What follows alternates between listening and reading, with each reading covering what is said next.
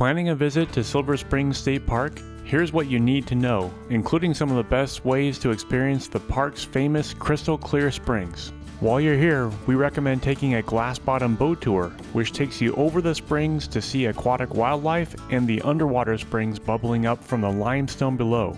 You can also get on a kayak or paddleboard if you want to explore the river on your own. You should also check out the Silver River Museum grounds, where you can learn about Florida's natural history. Even taking in the scenery along the river is beautiful, with wildlife sights quite common here. You can spot alligators, manatees, birds, and even monkeys. For hiking, some easy options include the river trail, which follows the Silver River through the forest and is great for wildlife spotting and water access. The Sandhill Trail is a short walk through pine uplands, offering a different view of the forest. The Swamp Trail has a boardwalk and gives you an immersive look at Florida's ecosystems with a great overlook of the river. And for a longer hike, the Spring Connector Trail is a loop that includes a view of the springs and heads through the pine forest. The park is located in Central Florida, just east of Ocala. It's about 90 minutes from Orlando and 2 hours from Tampa and Jacksonville.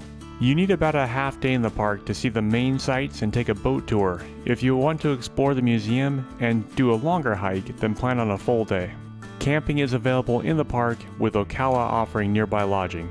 A few notes. The park is open year-round, but spring and fall offer the most comfortable temperatures. Summer is great for being on the water, but plan on afternoon storms daily. Glass-bottom boat tours are first come, first served, so arrive early on busy days if you want to be sure you get a spot. And leash pets are allowed in the park, but not on the boats. Ask us any questions about the park in the comments. Amy and I reply quickly.